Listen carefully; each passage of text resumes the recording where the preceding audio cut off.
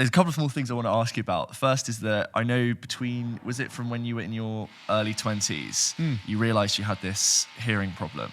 Yeah. And you were losing your ability to hear and to sing and to pitch. That must just be like terrifying and devastating. Can you just like explain what happened? And so yeah, when I was 21, I started losing my hearing in my right ear, and did like a scan and found out I had something called otosclerosis, which is the same thing that Beethoven had, and Howard Hughes. Quite good people. And Frankie Valli, actually. And we know who they are. Yeah. And yeah, it's essentially like the overgrowth of the stapes bone in your ear, and it means that the stapes bone becomes brittle and overgrown and doesn't vibrate properly, so it causes just progressive hearing loss. And yeah, I kind of let it get worse and worse and worse for a bit, and then I was like, I think I need to have an operation on it. And I had an operation on it, and they say you can go back to work in like 4 weeks most of the time. Right. But for me, back to work means listening to music and singing in tune. Just a bit more ear involved. Yeah, ear involved work.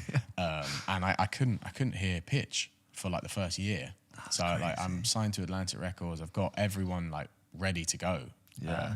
Had this incredible opportunity ahead of me, and just could not tell if I was in tune or not. And very loud noises, such as the sound of my own voice, would make me flinch. God.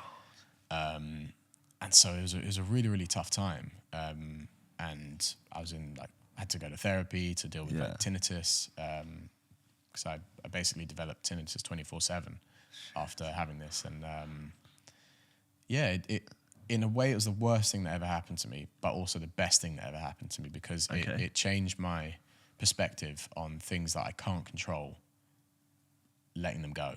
I had to let them go, because if I didn't let them go, which I didn't when I first experienced the post-op adjustment to life, I was analysing every single sound that was going on in my ear, and my balance was slightly affected, and I was like analysing everything. You must be overthinking every sound as well. I drove myself mad, and I was like, okay, if I carry on with this perspective, I will be madder and madder, and I'm just gonna lose it. So and also, like you've made this amazing thing where you're like, I've chosen a career path, I've got this skill, and like you've doubled down on it. Yeah. You said dropped out of school. Yeah, no you're qualifications. Now like one of my tools to do my work is like running away from me. Like that's exactly. That's terrifying. And it happened at a time as well where I still hadn't released my album, so and I didn't have any money. This is the first one, isn't it? This is the first, just before the first album, and I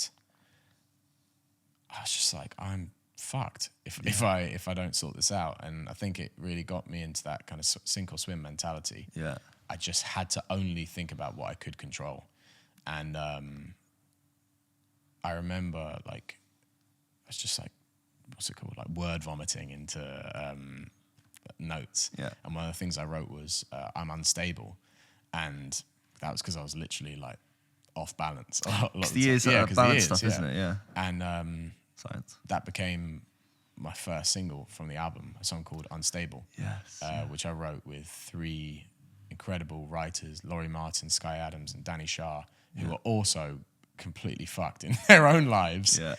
Nothing to do with ear stuff, but I think Danny was homeless at the time. Wow. Sky was, I think he was on his last 200 quid or something. Yeah. And he was like, I don't know if I can continue making music. And same for Laurie. He's just like in a tough spot. And we were all unstable in different ways in our lives. And makes for great music, all of these troubles. And honestly, it was the best. It was a beautiful moment as well that led to that song being made. And then suddenly, like my record label at the time, who'd probably just had enough of waiting for me to recover, they also had no idea I had this, because my manager at the time thought it'd be bad to tell them I've got it in case it scares them when they drop me.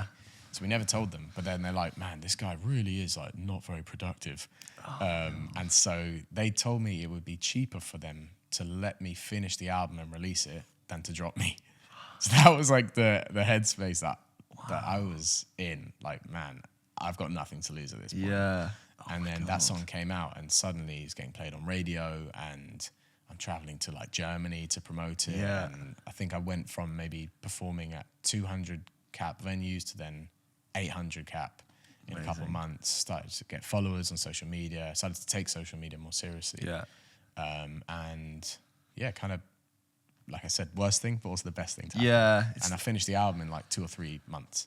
Wow. And it had taken me 4 years previously to make the album.